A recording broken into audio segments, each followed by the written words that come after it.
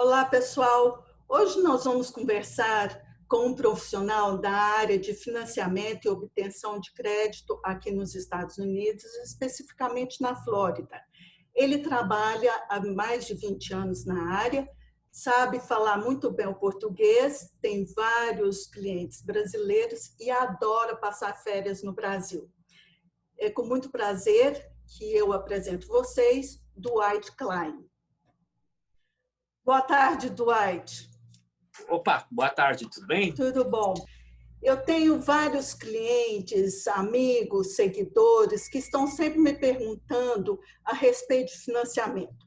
Então, eu acho que nada melhor do que eles poderem escutar de um especialista na área como você. Então, vamos começar com os quesitos que uma pessoa precisa ter para solicitar um financiamento de imóvel aqui nos Estados Unidos, na Flórida.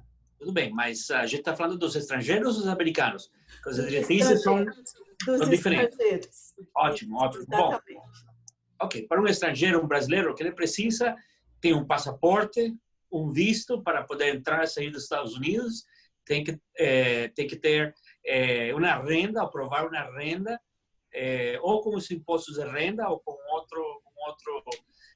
com uma carta de um contador, e precisa também apresentar extratos bancários, onde mostre que tem a entrada suficiente para cobrir não só o sinal do imóvel, para poder financiar todos os custos de fechamento das reservas que os bancos exigem. Basicamente, isso é o mais importante. O resto da documentação é a documentação burocrática de endereço, onde trabalha, quanto tempo trabalha. Preenche uma aplicação simples, mas o mais importante, passaporte, visto, tem que mostrar que tem uma renda suficiente e tem que ter dinheiro no banco para provar que tem esse dinheiro para dar um sinal de entrada e cobrir todos os custos de fechamento e ter as reservas. Existe um valor mínimo de empréstimo e em relação à questão dos juros também, as formas de pagamento, como é que está isso hoje? Bom, a maioria dos bancos que fazem empréstimo para estrangeiros, eles têm um valor mínimo que eles emprestam, geralmente é 150 mil. Tem alguns bancos que financiam valores menores, 100 mil, mas a média é 150 mil. Tem outros que só financiam valores, não financiam valores menores de 200 mil. Então, na média, mais ou menos 150 mil. Seria o valor que os bancos financiariam para um estrangeiro. E para fazer um cálculo, quanto eles teriam que dar de entrada, hoje em dia os bancos estão pedindo para estrangeiros mínimo um sinal de 40%. E as taxas de juros hoje em dia 4, 4,25, 4,5 mais ou menos para um estrangeiro. É possível tirar um financiamento com um amigo, com parentes, pai, irmão, primo ou não? Não, é possível. É possível combinar a renda de várias pessoas. E, aliás, muitos brasileiros estão fazendo investimento aqui na América. São pessoas que se juntam e querem comprar imóveis juntos. Uma maneira de fazer é comprar o imóvel em nome de uma jurídica, fazer uma jurídica americana. E na hora de abrir uma jurídica americana, o custo não é muito caro, não tem burocracia e não demora muito tempo abrir uma jurídica. Então, a pessoa, esses brasileiros se juntariam, abrem uma jurídica, cada um tem sua porcentagem da jurídica e eles investem, compram um imóvel e esse imóvel é registrado no nome da jurídica. Só que cada um desses investidores, eles juntam a renda deles, enfim, o dinheiro deles, e cada um tem que qualificar e podem fazer juntos. Podem financiar juntos. Okay. Dwight, ter os quesitos não necessariamente garante a aprovação desse empréstimo, né? E Isso. quais são os motivos mais frequentes que a pessoa não consegue o financiamento? Bom, os dois fatores mais importantes é a renda e tem que ter os fundos suficientes para dar esse 40%, cobrir todos os custos de fechamento e as reservas. Referente à renda, tem duas opções. Ou refinancia financia o imóvel apresentando a renda que foi declarada nos últimos 2 anos de impostos, os 2 anos mais recentes de imposto de renda, que hoje, por enquanto, seria 2018, 2019. Como o negócio no Brasil é cultural, não todos os brasileiros declaram toda a renda nos impostos de renda. Os mesmos bancos que fazem empréstimo para o estrangeiro conhecem o mercado internacional. Então, eles dão uma opção, se essa pessoa não declara toda a renda, mas tem um perfil, tem reservas no banco, tem patrimônio, enfim, tem os outros fatores.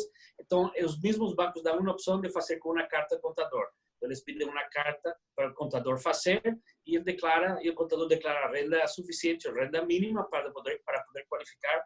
E todos os bancos que fazem empréstimo passageiro têm mais ou menos o mesmo padrão da carta do contador. Esse é um dos não problemas, esse é uma talvez o cliente, se não qualifica com o imposto de renda, a gente resolve com uma carta do contador. E outro fator que talvez complica um pouco é a origem do dinheiro. Porque uma vez que a pessoa decide que vai financiar, muitas vezes ele começa a tirar dinheiro de vários cantos. Talvez tem dinheiro no cofre, tem um dinheiro em outras fontes e começa a juntar todo esse dinheiro, aí que complica.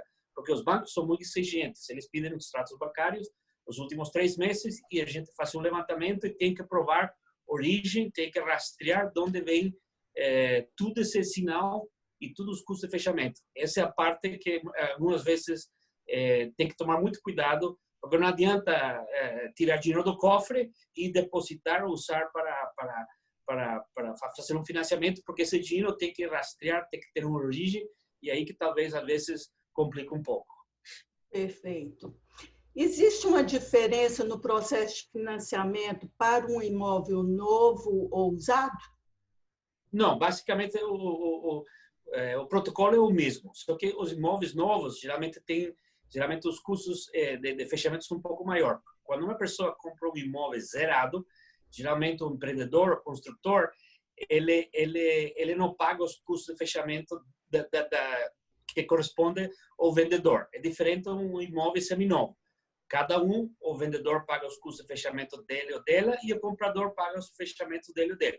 Em caso de que um financiamento zero, geralmente os construtores eles eles pagam, como se fala, todos esses custos de fechamento eles jogam no lado do comprador, mas em compensação, geralmente eles dão aqueles incentivos, 5 mil, 7 mil, 10 mil dólares, depende do imóvel, depende do valor do imóvel, como incentivo para eles contribuir para baixar os custos de fechamento. Mas os imóveis zerados, além de que recebem uma contribuição para poder abaixar os custos de fechamento, cada empreendimento tem um custo de fechamento como se fala, como eles chamam, impact fees, initiation fee, que se paga uma vez, e está incluído também os custos de fechamento de um imóvel zerado. Um imóvel seminovo não tem esses custos de fechamento. Então, mas o procedimento, o protocolo é igual, só que muda um pouco são os custos de fechamento. Ok. Normalmente, esse processo de financiamento, ele leva em média quanto tempo? Bom, boa pergunta. Geralmente os bancos demoram até 45 dias do momento que a gente tivesse uma pasta pronta para dar entrada no financiamento. E os bancos são muito exigentes. Não adianta mandar uma pasta se ainda falta um documento. Então, vai depender muito do cliente do brasileiro. Uma vez que, antes da gente qualificar uma pessoa, a gente tem as diretrizes em português, a gente tem a lista dos documentos que precisa qualificar, que já algum deles já a gente mencionou. E uma vez que o cliente começa a mandar toda essa documentação, e a gente tem tudo pronto, e a gente tem que conferir, corrigir, traduzir, se faz a carta do contador, a gente trabalha junto com o cliente e com o contador para que essa carta do contador seja feita no padrão do banco. Uma vez que a gente tem tudo junto e a gente está pronto para dar entrada, daí para frente demora até 45 dias. Bom, Dwight, tem muitas pessoas interessadas mas ao mesmo tempo preocupadas e querendo atualizar um pouco mais sobre esse assunto em decorrência ao coronavírus, né? Uhum. Essa situação que nós estamos vivendo hoje. O que mudou? Quais são as novas diretrizes dos bancos agora nessa fase? Bom, essa também é uma ótima pergunta. O que está acontecendo agora? Tem os bancos, eles querem minimizar o risco deles, certo? Então eles estão fazendo algumas reajustes nas diretrizes deles. Um exemplo, até pouco tempo, geralmente a maioria dos bancos que faziam empréstimo para estrangeiros, eles pediam uma entrada, um sinal mínimo de 30%. Agora eles acrescentaram a 40%. Por quê? Porque eles querem eles viram mais conservadores, então eles querem minimizar o risco dele. Pode ser que uma vez que a poeira baixar, uns meses para frente, a gente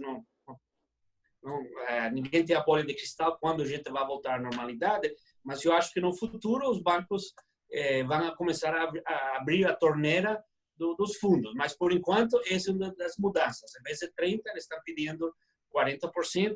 Outra das mudanças que os bancos fizeram, geralmente, você lembra que eu falei que eles pedem um sinal, mas custo de fechamento das reservas.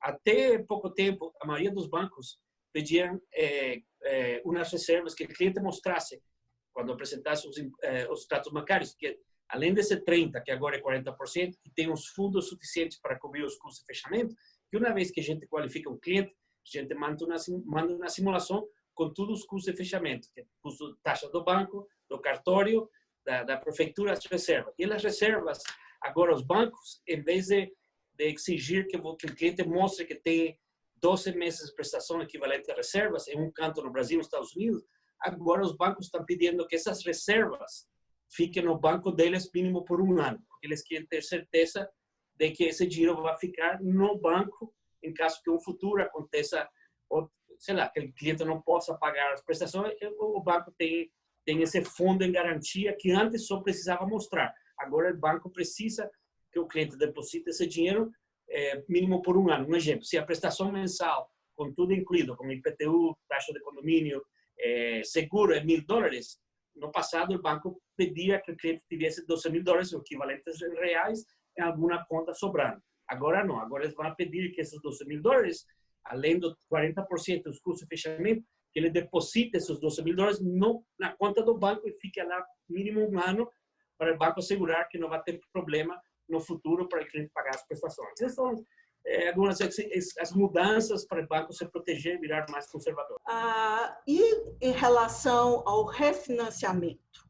Pessoas que já compraram a casa e têm o financiamento, qual é a recomendação hoje em relação, por exemplo, aos juros? Né? Ok, essa é outra também boa pergunta. Tem muitos brasileiros que compraram casas quando o dólar era mais baixo, ou compraram em espécie, tem cash, e agora talvez precisa um dinheiro para continuar investindo, comprar outras casas aqui, ou precisa tirar esse dinheiro ou refinanciar. Tem dois tipos de financiamento. Um, para refinanciar, para pegar uma taxa menor, então, para que compensa, para que vale a pena, na hora de refinanciar, o ideal que a taxa de juros que o cliente tivesse, que ele consiga baixar mínimo 1% ou 1,5% a mais, porque vai ter que pagar os custos de fechamento. Então, o ideal é que com o refinanciamento abaixe a prestação e abaixe a taxa de juros e com o refinanciamento consiga incluir dentro do financiamento os custos de fechamento, certo? Então, mas para que compense o cliente, por exemplo, se o cliente tem 5,5% de juros e agora a gente consiga 4%, aí compensa porque ele vai passar ou vai diminuir a taxa de juros 1,5%. Aí se compensa. Esse é um tipo de refinanciamento para baixar a prestação e diminuir a taxa de juros. Outro tipo de refinanciamento para aqueles brasileiros que tivessem casa zerada e que estão precisando de tirar um dinheiro para continuar investindo aqui na América ou para levar esse dinheiro de volta ao Brasil e enfim, para fazer, para usar suportar esse dinheiro para resolver outros negócios. Esses se chamam caixa rifa. Essa é outra opção e as diretrizes, a taxa de juros é muito similar, muito similar. Okay. As condições, o que o banco exige é muito similar. Qual que é a taxa de juro para estrangeiro hoje? Para iniciar para um financiamento novo e a taxa de juro para quem está refinanciando? Ok. Existe diferença? com os bancos que a gente trabalha, porque, veja bem, nossa empresa é uma empresa financeira e a gente tem parceria com mais de 30 bancos. Desses 30 bancos, 10, se não me engano, fazem empréstimo para estrangeiro. Então, o nosso objetivo sempre é pegar o perfil de cada cliente e encaixar com um dos nossos bancos que possa oferecer as melhores condições, melhores taxas de juros. Mas muito vai depender do perfil do cliente, valor do imóvel, a documentação apresentada. Mas hoje, com os bancos que a gente trabalha, que tem as melhores taxas de juros, é 4%, entre 4 e 4,250, que seria uma taxa anual de juros. Muito obrigada, Dwight. E eu queria deixar aqui para vocês, se vocês têm alguma pergunta adicional, eu vou deixar o contato, tanto meu quanto do Dwight, e nós estaremos abertos a qualquer outro tipo de pergunta, tá bom?